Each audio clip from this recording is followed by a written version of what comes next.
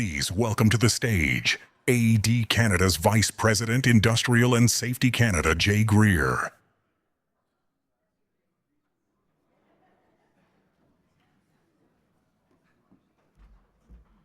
Good morning, everybody. Please hold the applause. Thank you very much. Thank you. Thank you. No, it's okay. Thank you. Good morning. Really excited to be here today to introduce our guest speaker, Mr. Sam Richter. As you know, Sam is here to speak to us about AI, and more specifically, how we can use AI to grow our business. Originally, Daryl handed me like a 4-page bio to read about Sam. I looked at him, I said, I'm not going to do it. I thought it'd be a better idea today if I reached out to some of my best friends on Facebook, asked them to see if they know anything about Sam, and put a video together. So to do Sam proper justice, here's what we put together. You are about to embark on a transformative journey with Sam Richter, a Hall of Fame speaker and bestselling author, celebrated for his mastery in harnessing digital insight to uncover opportunities, foster genuine connections, build trust, and communicate with authenticity. Although he hasn't won any Super Bowls, he is recognized as one of the world's top 50 global gurus, as an internet thought leader. And he hasn't won any NBA titles either, but he did win the Cody Award, the Oscars of the software industry, and he won a Gold Award at the International Film Festival. I also heard that he can dunk a tennis ball on an 8-foot basket. He's recognized as one of the best 100 motivational speakers, a best 50 sales keynote speaker, IES Speaker of the Year. And the dude was even a finalist for Inc. Magazine Entrepreneur of the Year, okay? That is impressive. He's been featured in Forbes, CNN, USA Today, and newspapers and online publications around the globe. And he's also the creator of the AI-powered Intel engine used by top organizations worldwide to gain a competitive edge. And if that weren't enough, he's been inducted into both the Minnesota and the National Speaker Hall of Fame. That's good stuff right there. Got 2 adult kids and lives in Minnetonka, Minnesota with his wife and 2 dogs.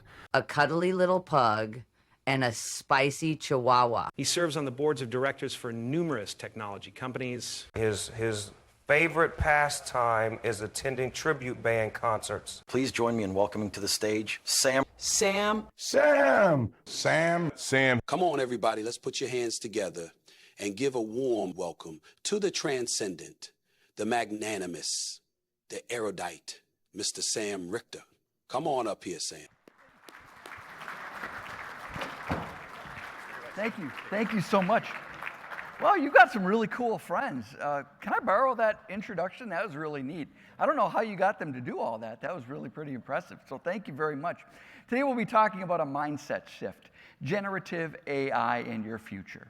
I'm so honored to be with you today. This is, I think, my 3rd AD event, and I always love coming here. Everybody here does a wonderful, wonderful job. So first off, let's give a hand to the AV team and all the people that put the marketing team, the AD events team that put everything together. They do an amazing job. So a mindset shift. Why do we call this a mindset shift? Well, you know, when I think about technology, I've been speaking about sales insight and technology for probably 30 years. And when I think about that, I think that, you know, a lot of times it's kind of been optional. Well, should we do this? Do we need to get the new CRM system? Do we need to get the latest, greatest marketing system, tech stack? Heck, I still have an iPhone 14, right? It works fine. My son just called. He said, I need to upgrade to a new iPhone. I said, why? Mine works just fine. Generative AI is not optional. It's really a mindset shift. We have to have a complete shift that if we're not adopting this in our business, we're going to be so far left behind that we might not even be around in the future. We also have to have a mindset shift in the sense that this is not traditional technology. This is not hard-coded technology. We have to treat it unlike any technology we've ever used before. So as I think about this, I think about like 100 years from now, what are historians going to look back at this time? And I believe 100 years from now, historians are going to look back and they're going to say that there were 5 technologies that transformed the course of human history. The first was, of course, the wheel, the next, the printing press, the third, electricity, the fourth, the internet, and the fifth, generative AI. And what's really interesting is there's two more coming that were never supposed to happen in our lifetime. Quantum computing. So quantum computing is if you take your existing computer, multiply it by 1,000,000. It makes all passwords irrelevant. The next one that's coming is fusion. Fusion, imagine fusion, it's a nuclear reactor in a device the size of a shoebox that powers the entire city of Vancouver for free. Now those are going to come. Quantum, absolutely in our lifetime. Fusion, probably not in ours, but our kids, maybe our grandkids. But my point being is the speed of change, the velocity of change is incredible. If you think about it, it was a few hundred years between the wheel and the printing press, 100 years or so between the printing press and electricity, almost 100 years between electricity and the internet, 30 years between the internet and generative AI, 8 to 10 years between generative AI and quantum computing, 5 years between quantum computing and fusion. The speed of change is incredible. And so if you're feeling a little anxious, well, you should be. We're not built for this velocity of change. But my hope today is to give you not only the confidence that you can adopt and really understand and start using generative AI effectively, but also give you the tools to make sure that you do it. So show of hands, how many of you are using generative AI today? I'm assuming most of you have at least tried it, right?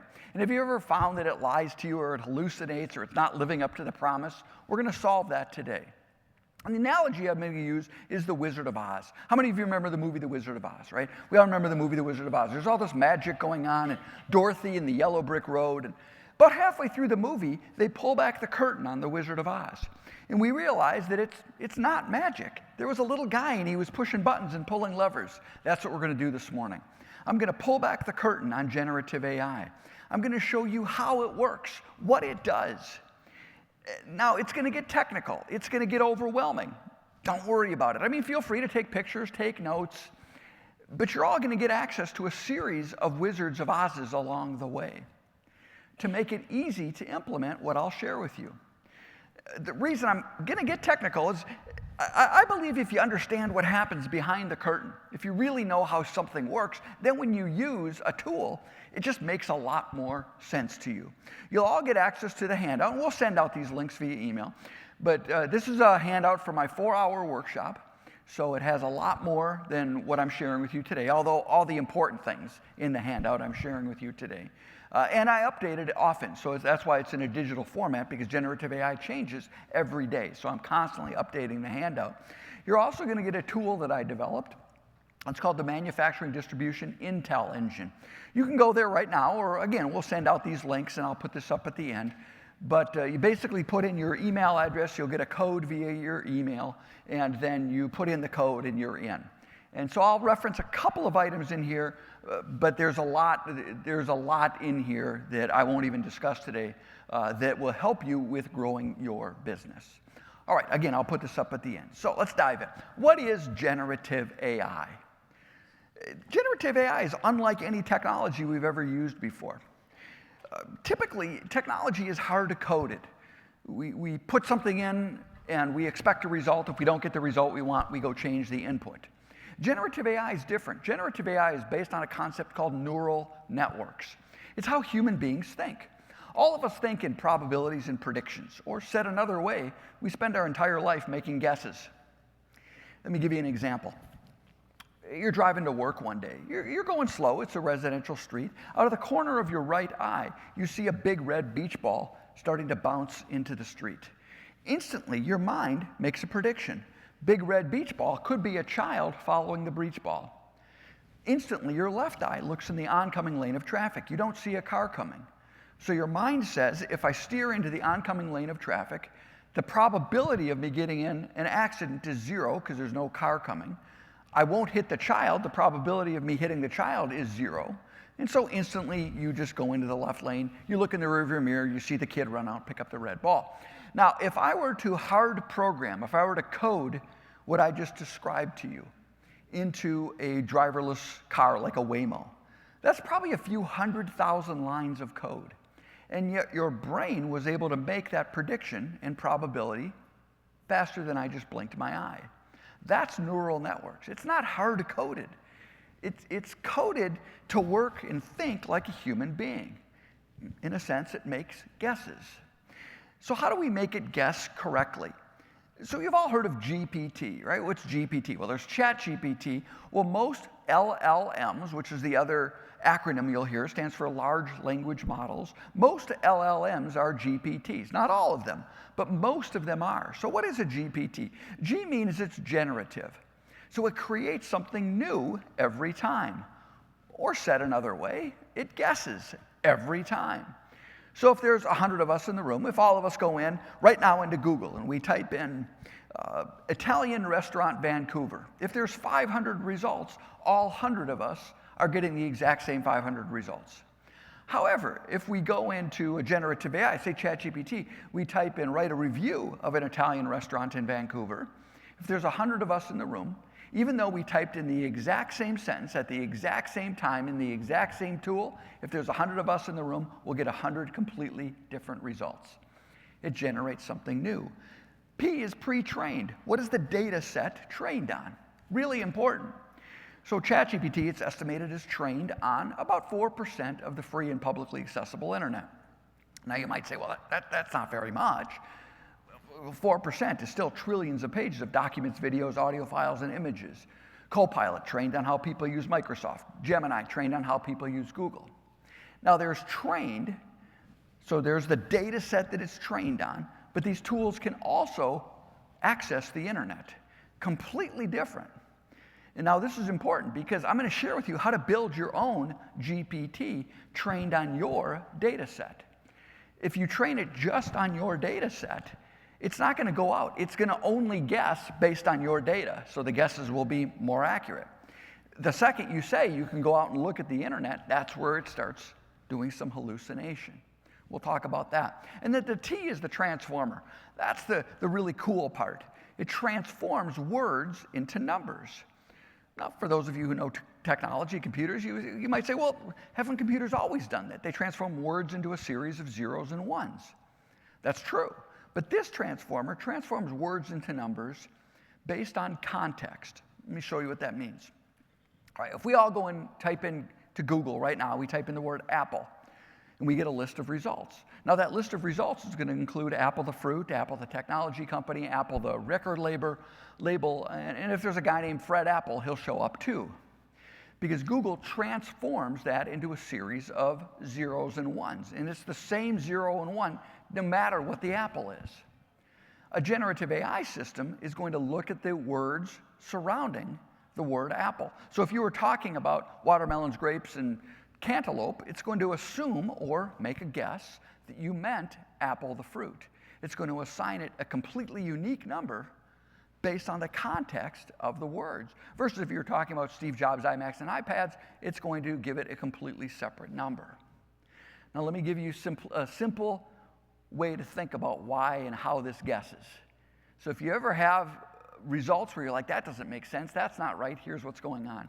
Imagine if you go into generative AI and you type in, you've been typing in, I'm on my iPad reading a book about Steve Jobs while I'm eating cantaloupe, grape, and watermelon. It's not going to know what apple to put in, so it's going to guess. 50% of the time it'll guess right, and you'll say, wow, this is amazing. 50% of the time it'll guess wrong, and you'll say, this is junk. How do we get this to guess right? I cannot say 100% of the time, but let's get it to 95, maybe even 98% of the time. So you and generative AI, how do we start using this effectively? First off, I'm going to tell you a little bit, I'm going to use some examples today. I'll use lots of examples of you, some of the companies in the room, of the industry. But you're also going to see a few examples for this woman named Karen Anderson. So I just want to tell you who she is. So Karen Anderson is this woman. I have to go on a sales call. And I built my entire career, past 30 years, talking about sales insight. How do you really understand other people so you're relevant before you walk in the room? So I'm meeting with this woman named Karen Anderson. May as well have been Jane Doe. This new tool called generative AI comes out. I want to see what I can learn about Karen Anderson using generative AI. So you're going to see some real-world Karen Anderson examples. Those are the examples that I use to gain the knowledge, the wisdom to share what I'm sharing with you today. So if you see a Karen Anderson example, that's who it is. If we have time afterwards, I'll tell you how our meeting went. Okay, so let's dive in. There are a number of these different tools out there, these different models. So there's Claude, Perplexity, Gemini, ChatGPT. They're all different in terms of their pre-trained data set and their transformer, but they all basically work the same. So because AD as a company uses Copilot, I'll be giving some Copilot examples, but it doesn't matter. Whatever model you're using, so you might be using ChatGPT, many of you have gone to Claude. Everything I'm about to share with you will work in any of those models. So let's dive in. How do you use this? You have to become, the technical term is a prompt engineer. What does that mean? I like to say it a little bit differently. If you're going to use this tool, you can't think of it as technology. You have to think of it like a human being. I want you to think that you all have an intern on your team. Now, this intern is the smartest intern in the history of the planet. In fact, it has more knowledge than everybody in this room, this country, this world combined. More knowledge than all of the books and articles and videos and images from all the world's libraries combined. It's an incredibly smart intern, but it doesn't have any wisdom. Just like an intern, it doesn't have your experience. It doesn't have wisdom. What's the difference between knowledge and wisdom? I read this quote once. I really liked it. It said that knowledge is knowing that scientifically that tomatoes are classified as a fruit. Wisdom is knowing that if you're preparing a fruit salad for a party this weekend, you don't put tomatoes in the fruit salad. That's the difference. It's incredibly smart, but it doesn't have your experience. So we have to treat it like an intern. How do we do that? Well, the first thing we have to do is we have to give our intern a persona. We have to tell it who it is. So today you are a marketing executive. Today you are an expert at analyzing Excel spreadsheets. Today you are an expert at looking at legal contracts.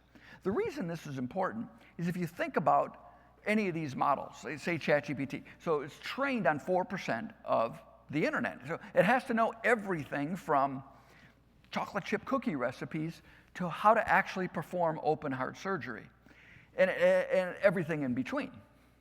And so when you just go in and ask it a question, it's looking horizontally across everything that it's been trained on. However, if you give it a persona, today you are an expert in Excel spreadsheets, well, now it knows, oh, okay, I don't have to worry about chocolate chip cookies and heart surgery. I only have to look at the information I've been trained on as it relates to using Microsoft Excel. So you allow it to focus. Then you have to give it a framework.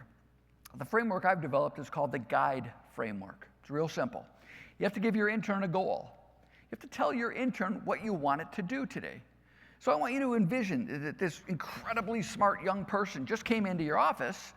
They're your new intern. You have to tell them what you need it to do. Now, you also have to onboard your intern. Where do you work? What do you do? What are your products? What are your solutions? What's your mission, vision, values? Now, I know in the real world you would onboard the intern before you'd give them the goal. But there's no such word as like you giddy, so I put it second, so the acronym sounds nice. So you have to onboard your intern. You have to tell your intern for the task you're assigning it today, who is the intended audience. Hey, I need your help writing a report. This is going to be sent to a client. That's completely different than, hey, I need your help writing a report that we're going to use internally. You have to tell your intern how do you want your information delivered, or said another way, you got to give it examples. If you allow it to just make something up, it will. But if you say, here's how we do things at our company, here's an example of some reports that we've done that I really like. If you're using Copilot or Claude to help you write emails, here's some examples of some of the best emails I've ever written. Here's some examples of articles that I've written. Use my tone of voice. So you have to tell it how do you want the information delivered, and then what environment is this information going to be received. Again, we're presenting this to our executive team at an all-hands meeting is completely different then we're going to be flying across the country and doing a dog and pony show for one of our biggest clients. So what is the environment in which the information is going to be received? Let me walk you through it. We'll use Copilot as an example, but again, same strategies, same tactics will work no matter what model you're using. All right, so let's give our intern a persona. Today, you are an expert marketing executive.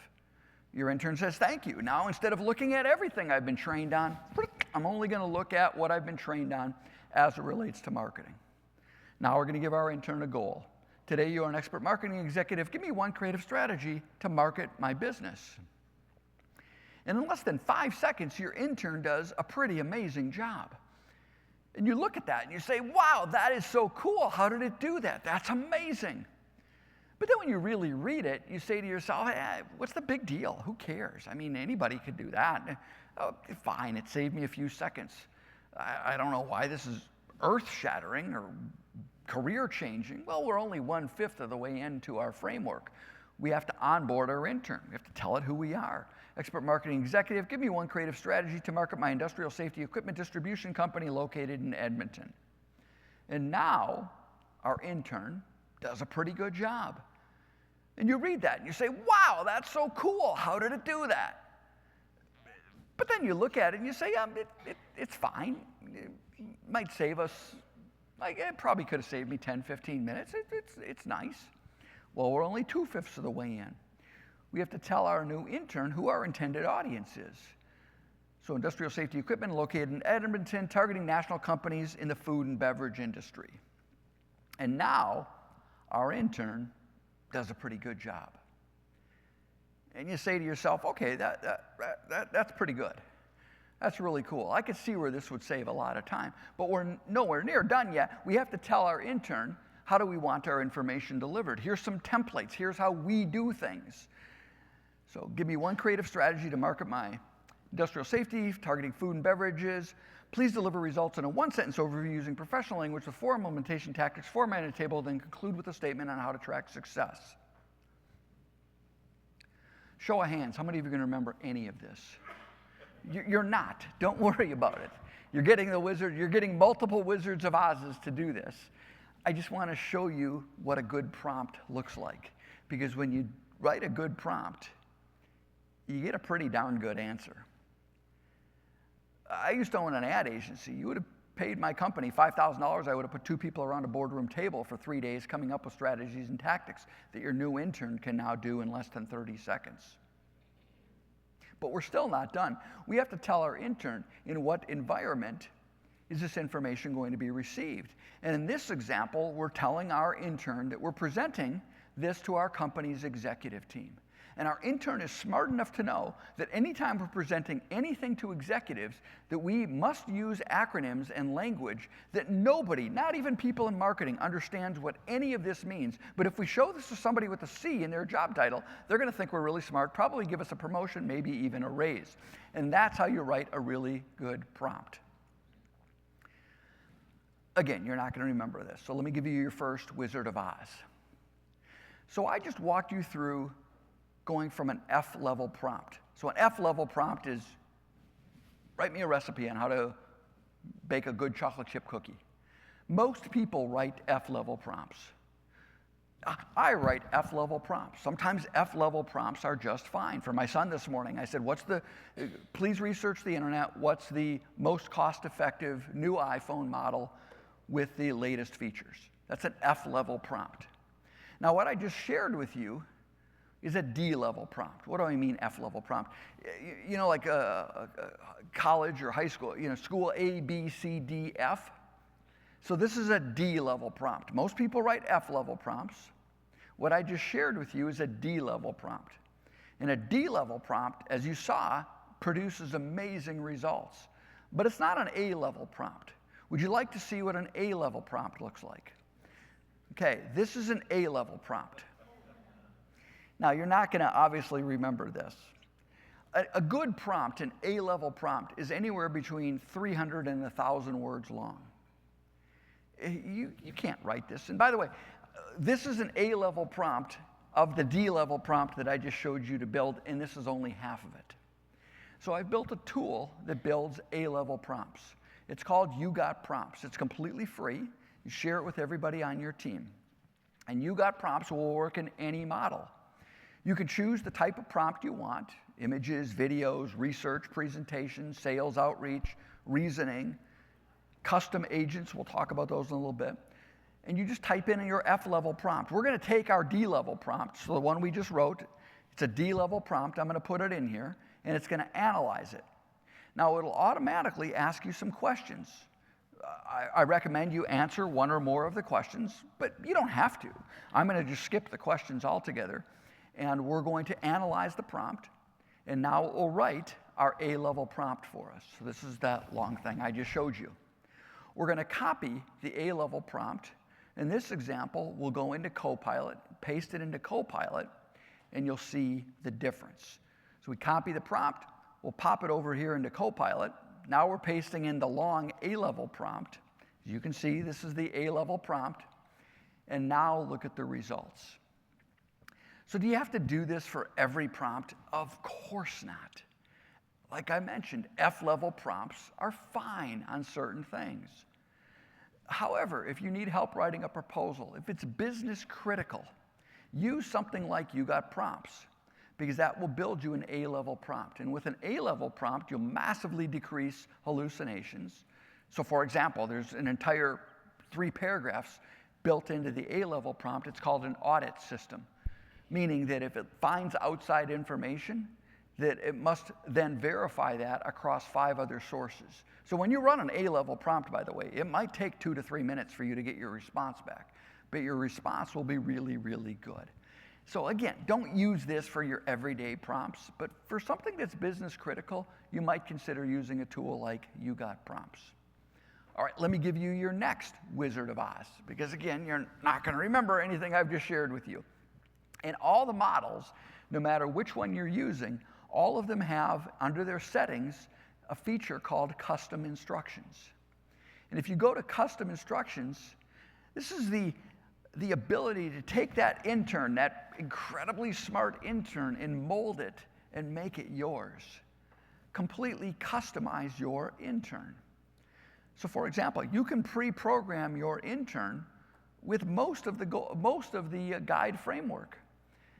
Pretty much after you build your own intern, after you create your custom instructions, the only thing you really ever need to do is type in a really detailed goal. Let me give you an example. These are my custom instructions. What should you think about when you're crafting your custom instructions? Well, you first got to tell your intern who you are. What do you do for a living? Where are you? Where do you work? What's your company name? Where do you live? What makes you different? Now, most people on the what makes you different, they'll go in, they'll put in their company differentiators, which you should do. But you got to remember something. This is not your company's intern. This is your intern. So what makes you different? How did you get to where you are today? Where did you go to school? What's your work background? What do you like to do for fun? Do you play pickleball? Do you drive Harley Davidsons? Do you play drums in a grunge band on the weekend? Put as much information in there as you can, because then what happens is your intern will start answering questions as if it were you, through your lens. What are your goals? Put your company goals in, but also put your personal goals. Hey, you want to retire at age 60 and move to Sicily and open up a winery. It will actually start answering questions knowing that that's the end goal. And then who is your intended audience? The second part of custom instructions is, how do you like your information delivered? So for example, this is how I like my information delivered. I'm a bullet point person. I like a little humor, a little sarcasm. I've uploaded some examples. Here's emails that I think are really well written. Here's an article that I wrote that's really well written. What should you think about? Well, what tone to respond? Do you always want it to be professional, or can it be casual? Do you like a little sarcasm? Do you like a little humor? How long or short? Can it have opinions? Your intern can have opinions if you allow it to. You can say, hey, anytime I'm asking you for your opinion, I want you to give me your real thoughts. should it be creative? Are you in sales? Are you a business leader? Are you in marketing? Have it be a little creative. Or are you in finance? You pretty much strictly deal with spreadsheets and proposals. Stick to the facts. How do you like your information organized? Bullet points, bold subheaders, tables. And then you'll hear me say this a number of times, you have to give your intern permission to ask questions. In the real world, intern comes into your office. You're going to ask them for help writing a marketing plan. At the end of your instructions, do you just say, shoot, go away, go away, go? No, you always say, do you have any questions? Was I clear? Do you need further clarification? Just use muscle memory. Embed that in your brain. I don't care. Even if you're writing an F-level prompt, I need help writing a chocolate chip cookie recipe. Let me know if you have any questions. Just put that on the bottom of every prompt. If you do not do that, by default, you're giving permission to your intern to make it up. And it will. It will guess. But if you say, do you have any questions? It will, not 90% of the time, it's going to come back and say, no, I'm good. But 10, 20% of the time, it might come back and say, yeah, in fact, I do have a couple of questions. You'll read the questions. You'll say, those are really good questions. So just embed that in your brain. F-level prompt, A-level prompt, whatever you type in, at the end, always type in, let me know if you have any questions. All right, I'm going to make it really easy for you because we don't have time to remember that. Let me give you the next Wizard of Oz. Whatever model you use, block off an hour on your calendar and go in and type this. Hey, I need help writing my custom instructions. Can you please ask me a series of questions? And when you feel you have enough information about me, can you write them for me? Block off an hour on your calendar. Start with this. Have it ask you the questions. Write those custom instructions, but then don't paste them in yet. Put them in a Word document and go and refine it. Put more examples in. Put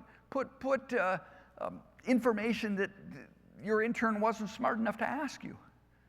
The more detail you put in your custom instructions, the more you get to mold this intern, this incredibly smart intern, to be your own. And it will start really acting like you when it responds to your prompts. Let me give you the next Wizard of Oz. The really cool part of generative systems is there are a lot of dorks like me who have created custom instructions for you. They're called custom GPTs, or in Copilot, they're called custom agents. In Gemini, they're called gems. Claude doesn't have them, but they do have projects and other skills, so it's a little bit different. We can talk about that too.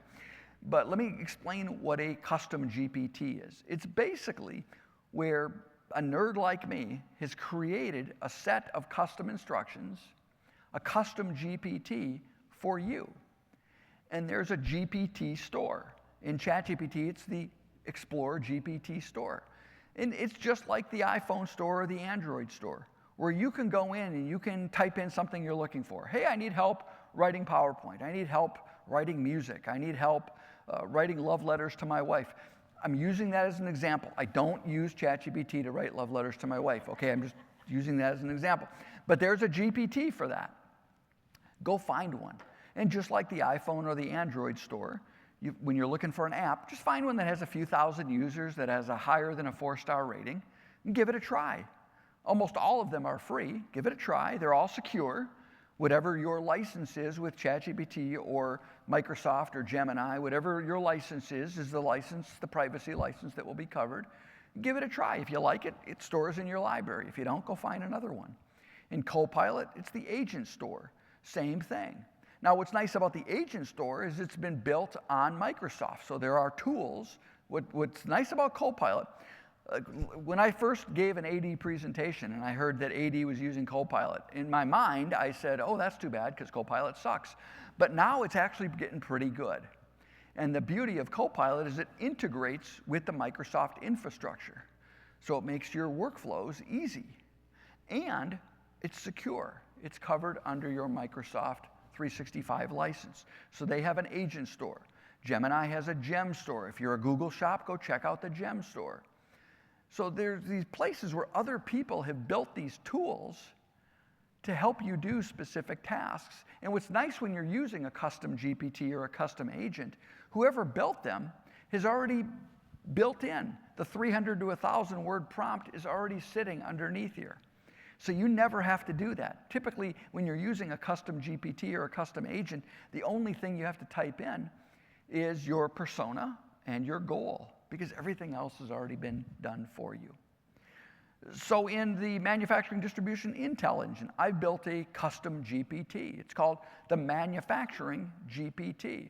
And what's the manufacturing GPT? Well, it's been trained, remember, pre-trained data set. It's been trained on millions of pages of documents on how to build an effective manufacturing and distribution business. It's been trained on compliance issues, safety issues. It can search the internet, but the underlying training data is it knows that it's an expert in your industry. And so you don't have to build out a full prompt. You can just go in there and type in a goal. What are the safety equipment needs of the EV battery industry? And instead of looking at the entire internet, it will look at what it's been trained on. And then when it looks at the internet, I've said, when you look at the internet, here are the 1,000 or so credible sources you're allowed to look at. So it's not going to go look at Reddit posts, which ChatGPT would. It's going to look at trade journals. It's going to look at government data to answer its question. So that's an example of a custom GPT.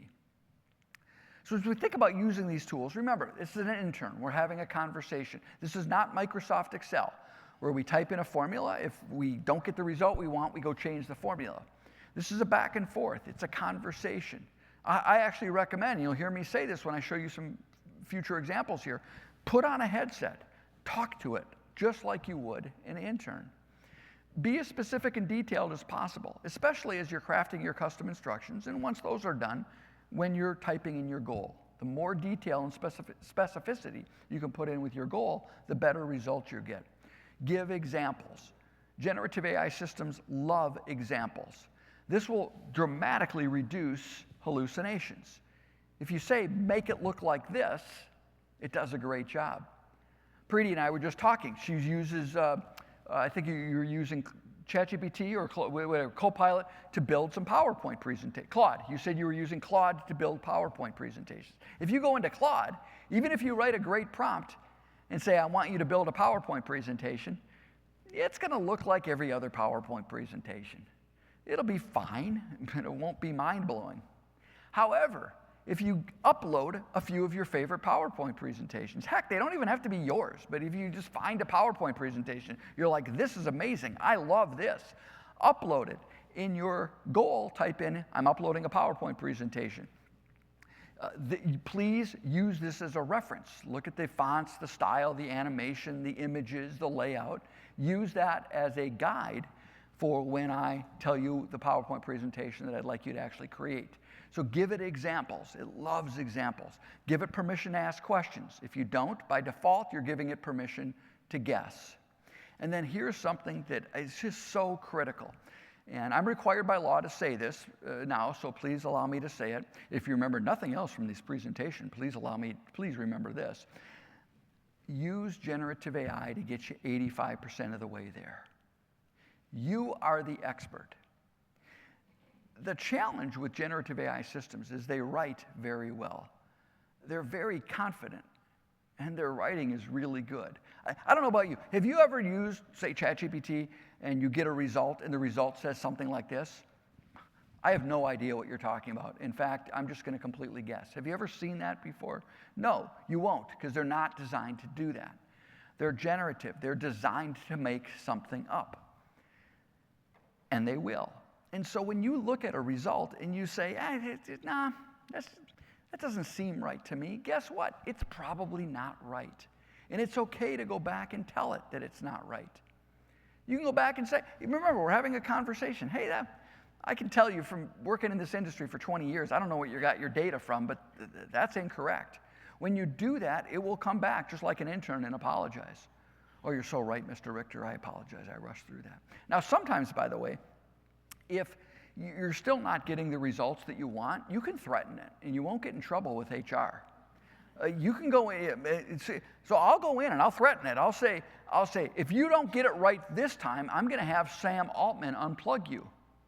Now, here's an interesting threat that I've been using lately, and it really gets it going. You can try this. It's actually kind of fun. if you don't get this right, I'm going to go start using your competitor, Claude. And it will come back and say, oh, I'm so sorry, Mr. Richter, please don't use Claude. I'm way better than Claude. Let me try again. And it will go back and oftentimes give you a better answer. So remember, it's not the expert. You are the expert. Now, 85% might save you 5 extra hours, 10 extra hours a week. But it's not perfect. You are the expert. So use it to get you close, and this is where your expertise, your wisdom comes in. All right, so that was how to use generative AI systems. Was that helpful to you? Yes. Awesome. Now let me give you some examples of how to use them to grow your business. So earlier we talked about the mindset shift. Shift being we have to think about this differently. We have to think about this unlike any technology. This is not an optional upgrade. And we have to think about it. We have to have a mindset shift that we can't think about this like technology. We have to think about it like an intern. But shift, you see, as a professional speaker, if I want to keep my license, I am required by law to give you an acronym. So shift actually stands for something. It's an acronym. S is streamlining work. And that's how most people will use generative AI today. Help me write an email. Help me get an outline for a presentation. H is harness your expertise. An example of that would be a custom GPT. I is innovation. How do we create something to differentiate from our competition in ways that were technically not possible or financially unfeasible, maybe even 2 months ago? How do we focus strategically? How do we make business decisions by having access to data that previously didn't exist, all leading to us thriving as a human? So I'm going to walk you through some examples of prompts, custom GPTs, and third-party wrappers on each part of the shift. What's a third-party wrapper? The manufacturing distribution Intel engine is a third-party wrapper. So it's a piece of software that's built on top of multiple large language models. So think of it as a custom GPT on steroids. So let's dive in. Now, remember, what I'm about to show you is a point in time in history. You might be using tools that are better than what I'm about to show you. And if you are, please let me know. Because it's impossible to stay on top of this on my own. By the way, as a side note, it's impossible for any of you to keep on top of this on your own. It's impossible for your CTO, your chief technology officer, your chief intelligence, or your chief information officer. It's impossible for that admin assistant who's pretty good at computers, where you say, hey, figure out this generative AI thing.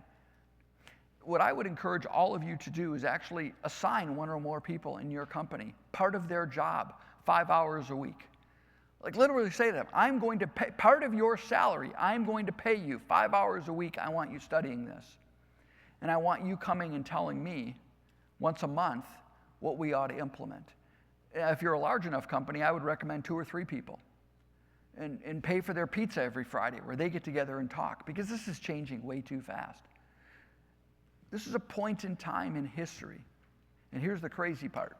Not only is it impossible for one person to stay on top of this because it's changing too fast, this point in time in history is the worst that this technology will ever be for the rest of our lives.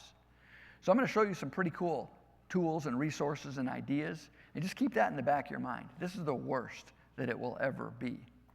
So streamlining work. How do we take something that's mundane, that's repetitive and automated, create efficiencies inside our business? I'll start out with the Karen Anderson example. So I need to find this woman. She's a teacher. She's located in Toronto or Edmonton.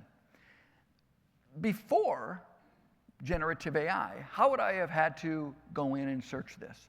I would have had to go into Google, type in Edmonton, Toronto school directories, find a bunch of PDF files, download the PDF files. Let's say it's 300 PDF files that I download. I now have to open up each one, do a control find Karen Anderson. If I find the Karen Anderson, I've got to open up a spreadsheet, paste in the name, paste in the school name.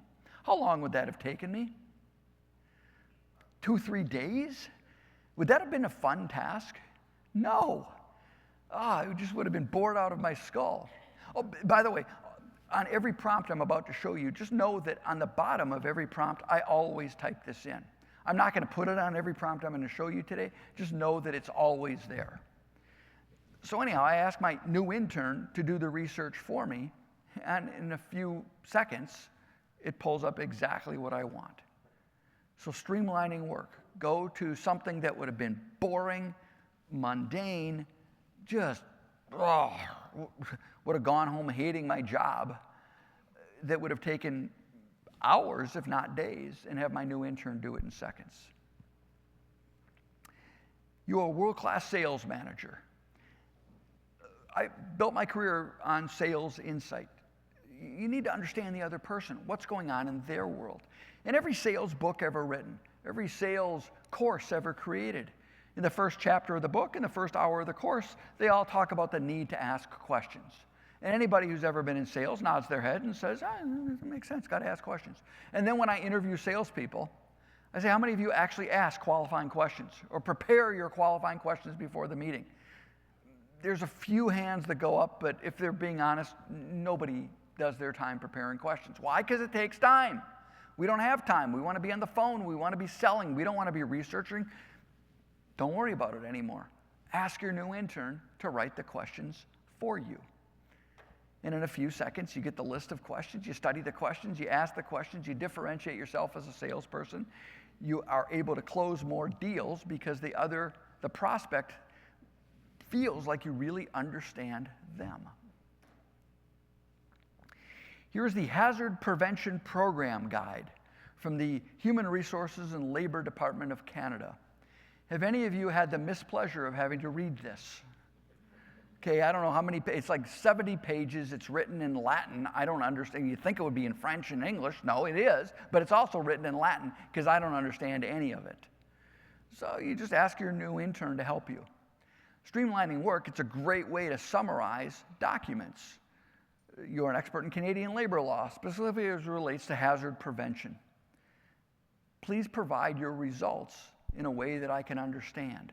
Give me your results in a table format. And in seconds, your new intern takes something that, I don't know how long it would have taken somebody to read that, much less understand it, and it presents it exactly the way I want it. Now, I didn't fully write the rest of the prompt for you. For me, I would have actually, under the delivery area, I would have actually said, explain this to me like I was in college. So you might want to think of that. Explain it to me like I'm in college. If you're asking it for instructions, give me a set of instructions, but give me one instruction at a time. Do not move forward until I tell you I'm ready. Okay, I wasn't truthful to you. In my prompts, I don't say explain it to me like I'm in college. I say explain it to me like I'm in elementary school. But you are obviously way smarter than I am, so you can type in explain it to me like I'm in college. All right, this is one of my favorite new parts of Outlook. This is saving my rear end every day. As of this morning, I have 5,418 unanswered emails in my Outlook inbox. Can anybody relate to that? I'm looking forward to retiring in a few years. Like, people ask me, what are you going to do? Are you going to retire? Are you going to play pickleball? Are you going to travel the world? What are you going to do? I'm like, no, I'm going to finally answer my emails. I'm going to spend the next 7 years. I'm going to say, Preeti, I'm so sorry I didn't answer this email 7 years ago, but, hey, too bad now. I'm finally getting to it. During this presentation, during this conference, how many of you are concerned that you're going to go back to work and on Monday morning you're going to have 200 emails? And you're going to miss any. That's what I love about Copilot. In the upper right-hand corner of Copilot, in the Microsoft 365 infrastructure, I can go in here and I can choose chat. And this is my workflow now every morning. I type in, let me know if I missed anything over the last day, the last 10 days, the last 14 days. And I will come back and say, yeah, here's some emails that you missed that you need to take care of. This has saved my rear end. Because too many times, even because I'll go through my email and I'll go, well, that's a really important one. I put a little flag on it. I'll even re-email it to myself with an exclamation point. Can anybody relate to what I'm talking about? And then I still forget to answer it. So my intern is now saving my rear end by telling me these are the emails you better get to today. Inside the Intel engine, I've built a tool, a company search and decision-making search. So basically, what it does is it runs complex algorithms. So Google searching, any type of searching, is based on a mathematical logic. It's called Boolean logic. And so what this system does is it runs a typical Boolean logic search like you might use in Google, but then it runs it through 2 levels of large language models to score the results based on relevancy. So I can go in here, I can choose a type of company. There's a lot of different variables, different types. I'm going to choose one, a larger company in the heavy machine and equipment industry. We'll search companies anywhere in the world. I can export this list of companies, or I can highlight the name of a company. We'll choose PTX Trimble. Now we're going to go back into the decision maker engine, and we'll paste in the name of the company. We can choose a seniority level at that company, or we can choose a function level at that company. And we're going to choose, what are we going to go here with? I think we chose, let me see. Come on, make your choice already. Operations, thank you. I couldn't remember what we did. And now it goes through and it will find people that use the scoring to determine if they're the actual decision maker in that job function or with that job title. You can find an email address that will then go out and look at millions, hundreds of millions of employee directories, business directories, attendee lists, membership directories to see if it can find a verified email. If it can't, then it runs it through a probability and prediction model to determine what the email address is. So this is not a list building tool, but what it will do is it's a laser focused prospecting tool. Find me the exact right person at the company that I care about. So that's an example, some examples of streamlining work. Take something that was taking me minutes, hours, maybe days, and get it down to seconds. Harnessing our expertise. This is based on the pre-trained data set. So not only the data set that we've trained this system on, but the data that you're going to upload with your wisdom, your expertise, custom GPTs. Now, the first area you might want to know about is memory. So most of these models have memory turned on. You might want to turn it off. So I built software products, I'm a speaker, and I also build courseware companies. I have a courseware company. And so I turn it off because otherwise it gets confused. But for most of you, leave it on. Now, for those of you who've been using generative AI, so AI, as you've probably figured out already, AI's been around for a long time. AI's been around for, 40 years, right? It's robots and things like that. AI is machine learning. The easiest way to think of it, Roomba vacuum cleaner. So a Roomba vacuum cleaner has hard-coded software to not bump into a wall. But your Roomba vacuum cleaner, once you let it go in your house, is going to be different than your Roomba vacuum cleaner because it maps out your house. And so it uses machine learning. Generative AI, as you discovered already, is not that at all. It's a subset of AI. But where it does use machine learning is with memory turned on. So if you have memory turned on, it gets smarter about you over time. Now here's a little trick. You might want to do this over the weekend. If you've been using generative AI for more than a year, go in. Now make sure when you do this that you have a couple Kleenexes with you. Go in and type in, hey, we've been working together for more than a year. I need your help. Can you please tell me something about me? Where I might be able to improve? What are my faults? And how can I be a better person? And it's scary accurate. It will come back and tell you everything about you that's wrong, and then how you can improve your life. And so make sure you bring a Kleenex if you're going to do that. So leave memory on. Now, the really cool part of these tools is I've shown you how the GPT store, the agent store, where you can build your own custom GPT. In Copilot, they're called agents. In ChatGPT, they're called GPTs. In Gemini, they're called gems. So we're going to go in and we're going to create an agent. What are we doing here? We're creating a piece of software. All of you can create software without knowing a single line of code. I call this creativity unleashed. See, I believe when we were kids, we were all really creative, right? We used to build forts and play with boxes. How many of you played with Legos as a kid? Remember Legos? I'll tell you a quick Lego story. So my daughter, Maddie, she just got married. And Jesse's from New York. And Jesse is flying into Minneapolis for the first time. I pick him up at the airport. What's the first thing out of his mouth? I'm in Minneapolis. He's from New York. He's never left. Like Jersey is the farthest he's ever gone in his life.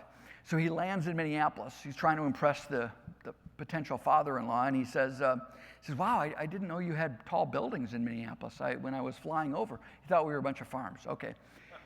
But anyhow, so we get to Minneapolis. Now, I'm required by law to keep my Minnesota citizenship. I'm required by law to take any tourist to the Mall of America. Versus, are any of you from Edmonton? You probably have to do the same thing at the Edmonton Mall, but I'm required by law to take Jesse to the Mall of America. Now, Jesse's a huge Lego fan, as am I. So we go to the world's largest Lego store. And we walk in, and I'm greeted by an 8-foot-tall Eiffel Tower built out of Legos. And I can buy the kit for $999. Or if I don't want to spend that much, I can buy a 6-foot replica of the Titanic, the kit built out of Legos, for $750. And if I didn't want to spend that kind of money, on sale today, you can buy the Star Wars Death Star, and they'll throw in 2 X-Wing fighters for $250.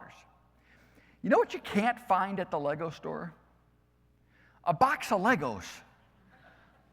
Like, you can't just buy. When we played with Legos, we didn't have instruction manuals. What's my point in sharing that story? I think over the last 20 years, as a society, we've actually gotten less creative. Everything is digital and this and click-through rates and enter data into CRM systems and average order sizes. The beautiful thing about generative AI is we can unleash our creativity, and we don't have to know anything other than how to dream and how to type. So I can go into create my own agent, and I can say, I want a GPT that we can use to create proposals leveraging our existing templates, brand messaging, and pricing models. Anything you do that's repetitive, automate it. Remember those 12 slides I showed you earlier on how to build a GPT? Those are the same 12 slides for every presentation I give.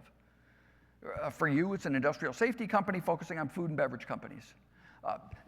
Next week, it'll be a thermoplastics injection molding. I'm also doing a financial advisor. It's the same 12 slides, just the examples are always different. Now, it was taking me 25 minutes. It was taking me 25 minutes to create those 12 slides. But it's the same 12 slides. I said, I got to be able to automate this. So this is all I typed in.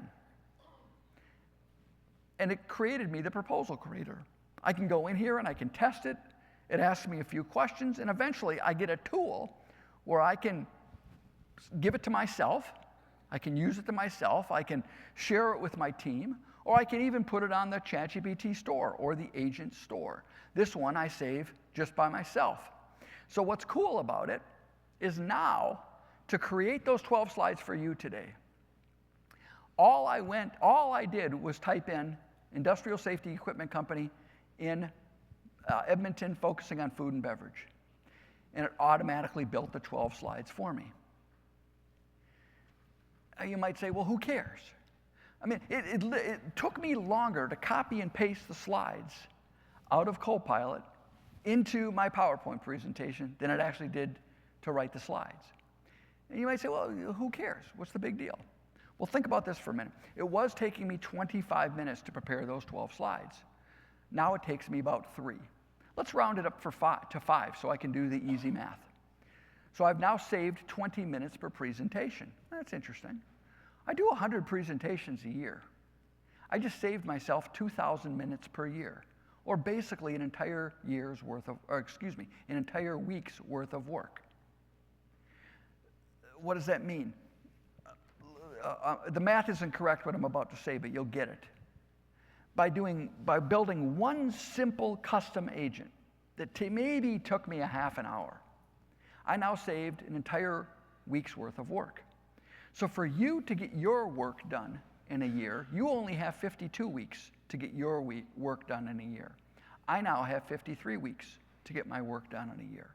And that's just one simple task that I automated. Think of everything you do in your company that's repetitive and figure out how to automate it, how to build a custom GPT or a custom agent to do it. Harnessing our expertise. Here's a list of companies in Canada. It's a booklet. It's 262 pages long. I don't have time to read this. My goal here is I need to find all the companies with the name Anderson as part of the company name within 50 miles of Toronto. Old way of doing this, right? I've got to open up the PDF file. I got to do Control, find Anderson. Oop, found one. Got to open up a spreadsheet, paste in the company name, paste in the location. After I get through 262 pages, now maybe I have 60 names in an Excel spreadsheet. Now I have to go into Google Maps, paste in the address of each company to determine if it's within 50 miles of Toronto. How enjoyable would that task be? Not very, but my intern did the whole thing in a matter of seconds. Anything you do that's repetitive, mundane, automated, upload your data, give it a data set, an example. Here's one that's kind of fun. I'm working with a client. They're expanding into the state of Texas, and they wanted to build a new manufacturing and warehousing facility in Texas, either build or lease. They came to me and they said, Sam, can you help us use generative AI to determine where we ought to put the new warehouse?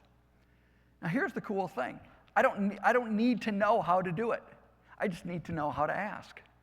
So in this one, I went into Claude, and I said, hey, I've got a client in Texas. They want to open up a new warehouse facility.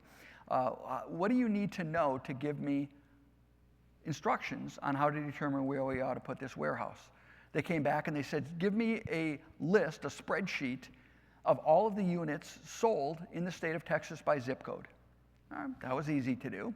I then uploaded that. Claude gave me the exact prompt to use. You're an expert in logistics, commercial property managing, and I need a list of, I'm uploading a list of 12 months of sales in the state of Texas by zip code. I need to know where to put my facility. Give this information to me. I want it in a longitude and a latitude. And then 5 seconds later, it came back and said, here's exactly where you ought to put the warehouse. How cool is that? What's the next question I should ask? Okay, are there any space for lease? And it says, yes, in fact, we've got a couple of warehouses that meet your criteria within 20 miles of the optimal location. Here you go. How would I have done this in the old days, like 3 years ago? I don't know. It would have been impossible. But I asked Claude to give me the instructions on what to ask Claude so I could come up with the answer. Another one I love. I talked earlier about putting on a headset and talking to data. Like, I love data, but the problem with data is it's a point in time in history. How are we doing against budget? How are you doing year over year? In Copilot, you can actually talk to data. Put on a headset. Open up a spreadsheet. So here was a list of sales by date. Great. What do I care? What can I do with this? I want to use this to make better business decisions. I click on the Claude button, and I go in and I say, okay, you are a CFO with expertise in analyzing data. Attach a list of sales data by date. Create a new column D. I want you to convert column C, which is the calendar date, into the day of the week. And 5 seconds later, it came back and said, here you go. Now, how long would this have taken me with a list of 20,000 rows? I would have had to go into Google Calendar. Is that a Monday? That's a Tuesday. That's a Thursday. Now that I have that, I can ask it good business decisions. What day do I sell the greatest number of units? What day is most profitable for me? And with this information, I can make staffing decisions. What days should I have my people? Now, by the way, this doesn't all have to be business. How many of you like to cook, but you hate to shop? That's me. Love to cook, hate to shop. Don't worry about it. Go into your spice rack, turn all the labels facing out. Go into your refrigerator, all the labels facing out. Take a picture of your spice rack, take a picture of your refrigerator. Go into your new intern, give it a persona. You're the world's greatest chef. Here's a picture of my spice rack. Here's a picture of my refrigerator. Please let me know what I can make for dinner. And it will analyze what you have, and it will tell you exactly what you can make for dinner.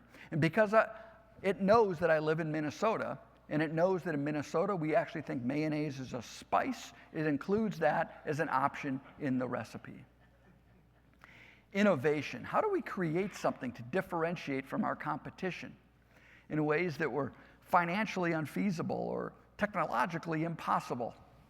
Canva is a great design tool, but you have to know design to use it.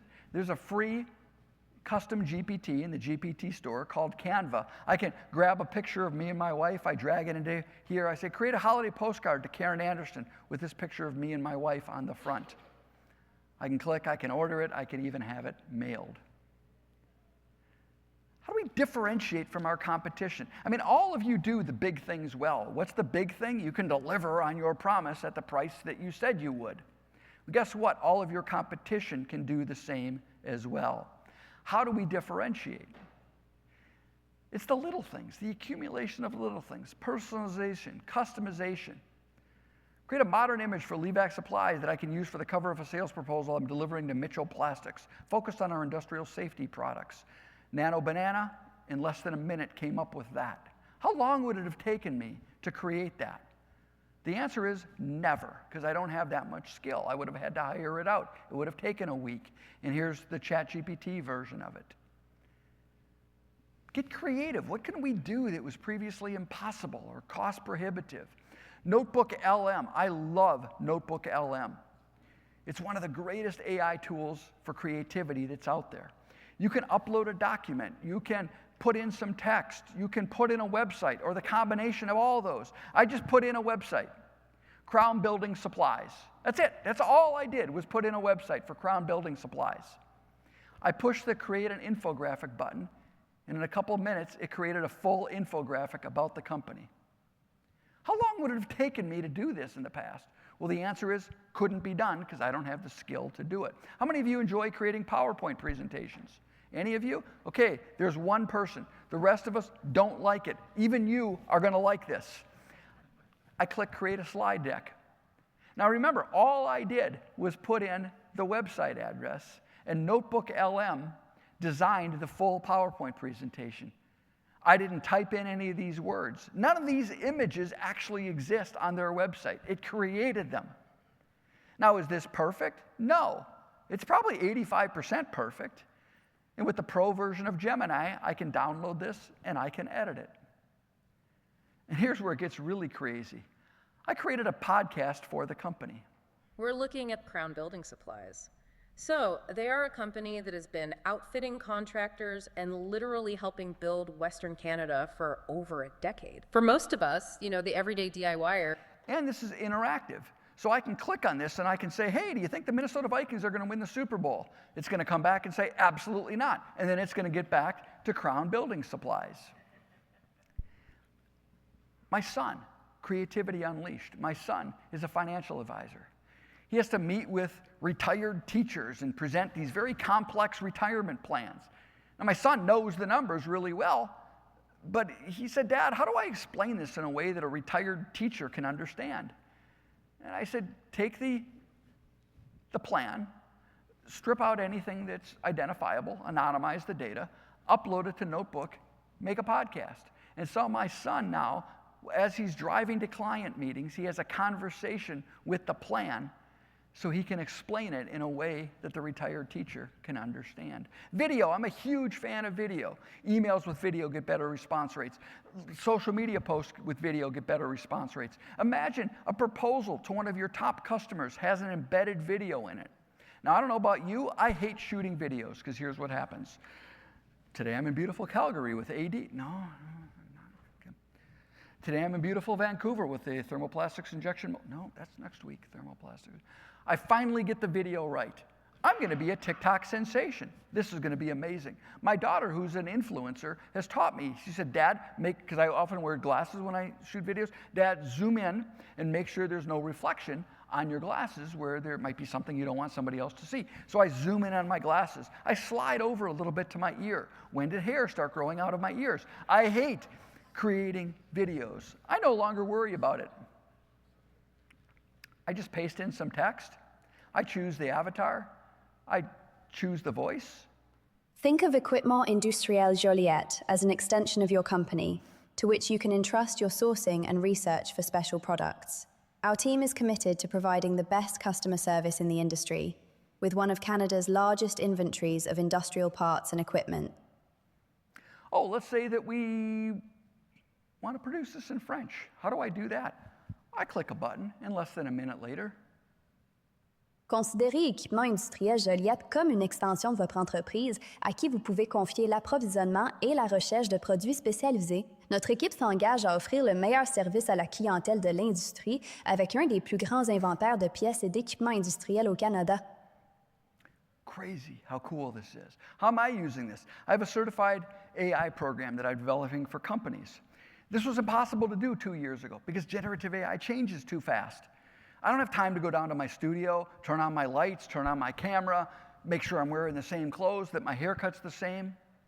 It was impossible because generative AI changes every day. Here's a video that I produced the other day at 35,000 feet going 500 miles an hour. You now understand why prompts matter. The difference between slop and success comes down to how you communicate. How crazy good is that? Right? And this is the worst that this technology will ever be. I created that with a still picture and 30 seconds of my audio. And now I can create full-length movies, full-length courses, hours and hours of courses at 35,000 square feet in a plane, just typing in what I want, and it will create the lesson for me.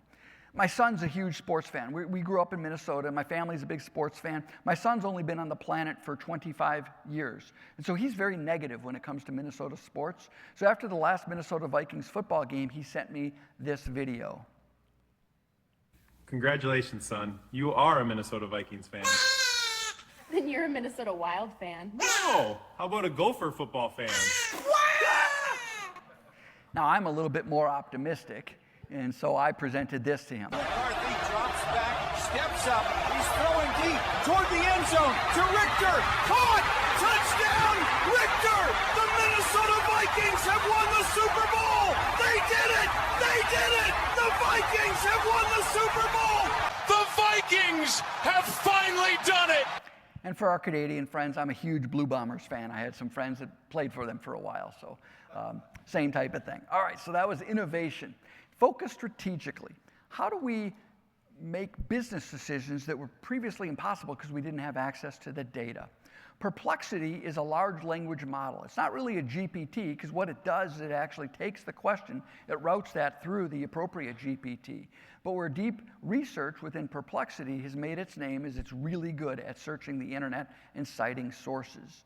So I can type in any question, and in a sense, it's like having a Harvard PhD researcher on your team. I mean, how much would that cost? Like $50,000 to put a Harvard PhD researcher on your team? Now, when you're using something like deep research, instead of getting an instant answer, it might take 30 minutes to an hour. And you can watch as it researches, but then it gives you a report. Now, is this as good as a Harvard business researcher? No, of course not. That would be a little bit ludicrous. Is it 60% as good? 70% as good? Yeah, maybe. In the Intel engine, under meeting preparation, I have a number of tools. There's an industry analysis tool where you can type in any industry. And now you could do this in, say, ChatGPT, but what this is doing is it's the pre-training data set. I'm saying here are the sites. These are the credible, the 1,000 or so credible industry sites that you're allowed to look at. And you're only allowed to present them in a way that we, in business, need the information. And you must always cite your sources. Same thing with a company. Never, ever, ever go on a sales call, a Zoom call, send an email without running a company analysis. So is Weber Supply here? Okay, don't see you, but hey, if I'm calling on you, here's everything I need to know about your company. It's looking at the sources I've told it it's allowed to look at. It will tell me who your customers are, your customers' customers. How do you compete? Who are your competitors? How do you compare against your competitors? It will even pull up a full SWOT analysis on the organization. And people buy differently. Like if you were to sell something to me, I'm a bullet point kind of person. Just give me the bullet points. If you were to sell to my wife, she's a story person. Just tell me how this is going to impact people. People buy differently. And so I built my entire career understanding how to find information on others so you could be relevant. So I know how to gather the data, but then I thought, could I use a large language model and build an algorithm to predict somebody's personality? And so I'm going to choose Jay. Now here's the problem. Jay hasn't paid me yet, so this better be right. But I can go through here, and it's going to analyze, is this the right Jay? It'll determine that, and then it's going to say, okay, based on what we know, here's his psychological profile. These would be Jay's core values. These would be his personal mission statement. And so again, it's not hacking into something, it's mathematically looking at all the information it can find and then building a psychological profile. What are his underlying motivations? What's his decision-making style? If he were to take a cliff finders, a strength finders, what would his core strengths be? A disc profile. Now, I don't really care about the actual codes of what those things come out at. I care about how am I going to communicate with him? What makes him a little bit different? What's he going to respond best to? It will even build out a full communications guide. If I'm meeting with Jay this afternoon, this is the action language that will resonate with him. Here's the emotional language that would resonate with him. And here are some things that I ought to avoid. What's also really cool about this is it's interactive. So after it runs the personality profile, you can tell it who you are. Hey, I sell industrial safety equipment. I'm meeting with this guy this afternoon. How should I structure the meeting? And it will tell us exactly how to structure the meeting. I'm meeting with this woman, Karen Anderson. Same thing. I don't know what her core values are, what her mission statement is. So I got to go through and I run it. Who is this person? What does she care about?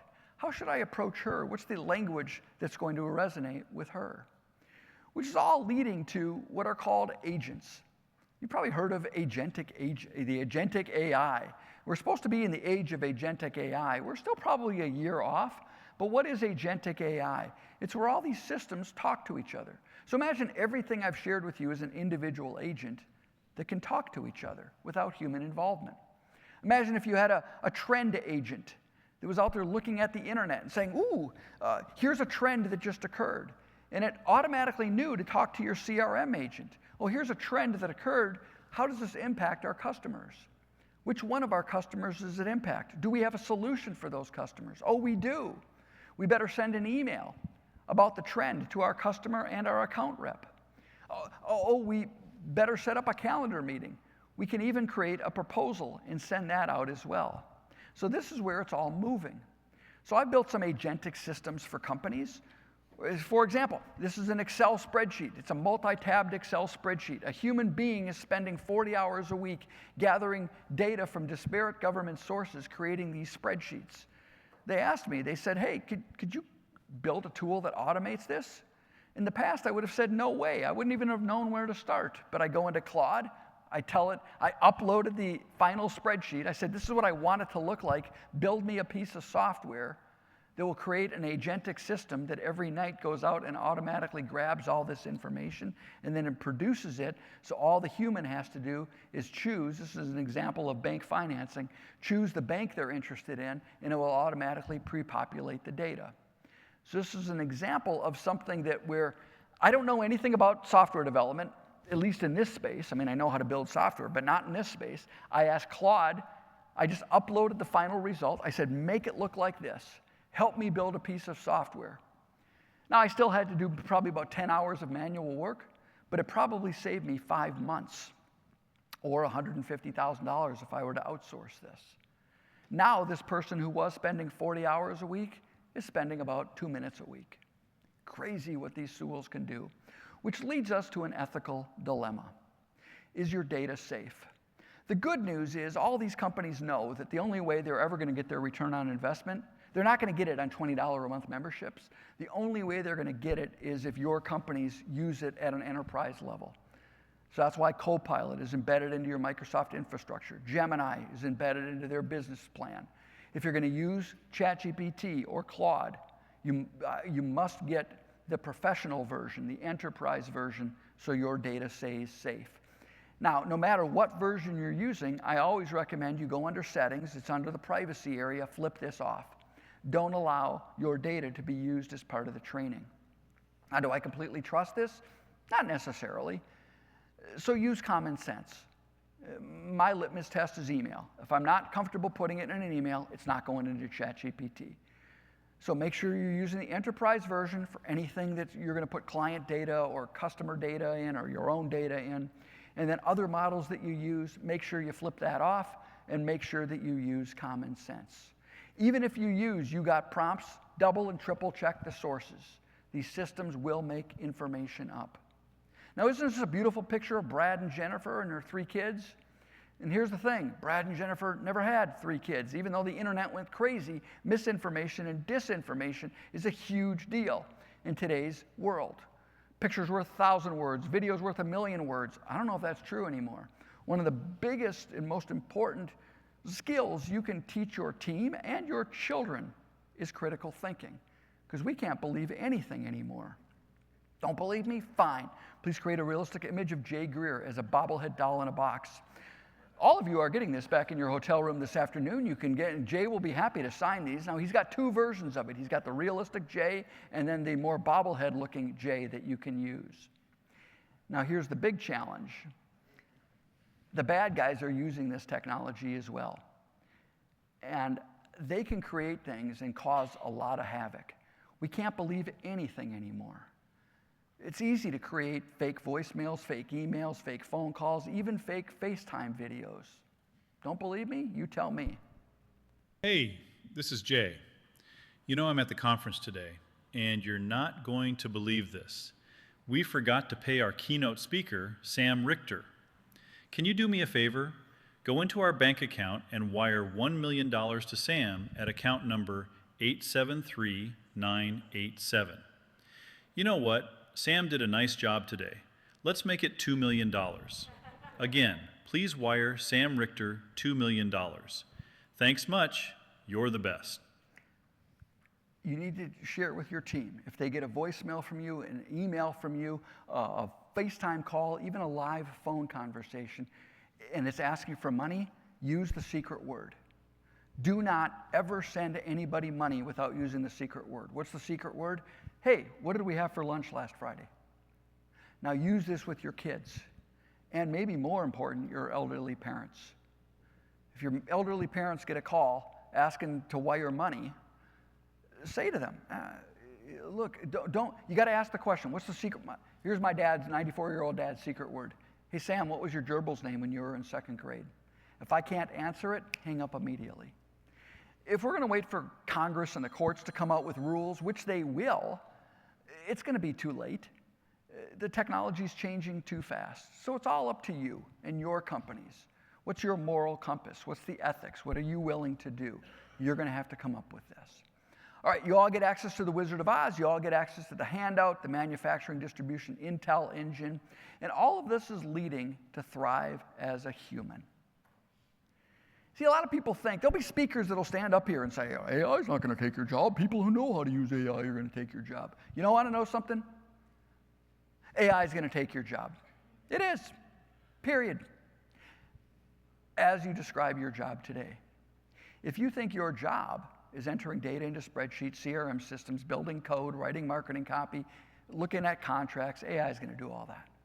However, if you think this is your job, generosity, compassion. See, AI can't do any of this. AI can't connect with people. Why do we get together at these AD conferences? To connect with people. AI can't do that. AI has no courage, no vulnerability. How many times a day do you make a gut call?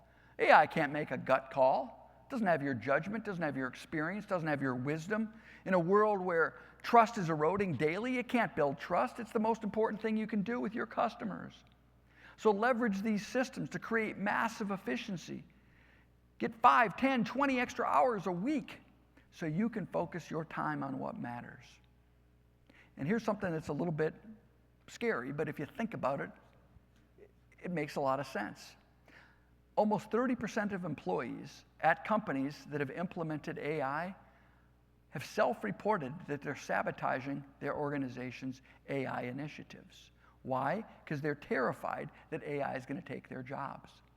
And even though we think that it's the young people using this technology, guess what? 44% of Gen Zers report that they sabotage their company's AI initiatives. We all read about Facebook laying off, or Meta, whatever they're called today, 8,000 employees the other day. You know what they did a month before they did that? They installed key trackers on all those employees' keyboards to track what they were doing. Not to make sure that they were at work, but to track what they were doing to train their AI systems to take their jobs. And you know what all those Facebook employees were doing? Putting fake data into the training systems to self-sabotage. Now, how do we avoid this? To me, it's simple. You got to explain, I'm sorry for the cliche, you got to explain the why.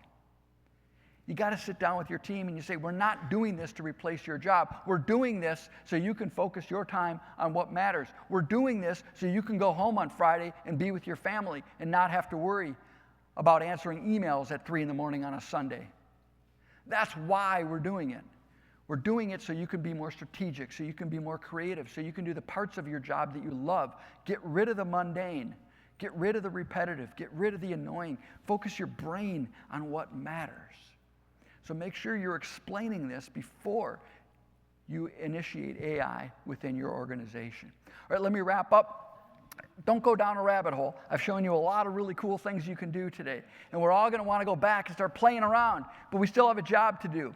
So people say to me, hey, time is money. What should I focus on? In this order, focus on this. Sit down with your team. And we're going to do this in just a minute we're going to do a little workshop here. What is repetitive in your company that you can automate? That slide, how do we get people to not self-sabotage? Get some real early, easy wins, like I did. I gave myself a week's worth of work by automating 12 slides in a PowerPoint presentation. Figure out what you do that's repetitive. Show people on your team the power of this and what can happen. Create some real results that people respond to. Then, and only then, after you've done that, then go in and say, how can we get creative? How can we differentiate from the competition? And then, after you've done that, then focus on the big rocks, the big hairy pictures, what can we do from a strategic perspective? Because oftentimes we start with the last one, we start with the big, and it takes 6 months and everyone gets frustrated. Focus on the easy wins first. Focus on what can what can we do to differentiate from our competition, and then focus on the strategic. All right, we're going to break out now into some workshop. Oh, you know what? Before we do that, I forgot to tell you the Karen story real quickly. So I get this information on Karen, and we're going to meet at a Tim Hortons in Mississauga. Jay, you weren't there at the Tim Hortons, but maybe you were, I don't know. But I knew what she looked like. And now, when I research people, I don't want them to think I'm some kind of weird stalker or CIA spy. So I always tell them, I say, before I meet with you, I do a little homework. So I walk into Tim Hortons. I knew what she looked like. Walk over to the booth, and she stood up, and our meeting went something like this. Hey, Karen, before I meet with people, I do a little bit of homework, and just want to make sure that I'm relevant to what you care about. And, you're not going to believe what I found. In the mid-1960s, you gave birth to a child, and you placed that child in an orphanage, and that child is me. And so I used everything I'm sharing with you today to find my birth mom, my brother, my sister. I closed the deal. Everything I'm sharing with you today really, really works. So, hey, thanks so much. Now, before we launch into our standing applause and ovation, what we're going to do now is we're going to break up into tables, and we'll put this up later. We're going to break up into tables. We're going to do a little workshop. I think if there's a couple of you, if there's 1 or 2 people at a table, if you could combine, I think it'd work best, obviously, if we have 3 or 4 more people at a table. And what we're going to do is we're going to take about 10 minutes, and we'll go through everyone at the table answering these first 2 set of questions. Now, at your table, if you could assign a speaker, if you could assign the reporter, because we're going to randomly call on some of the tables and say, hey, give me some examples so we can share with others of how you're answering these questions.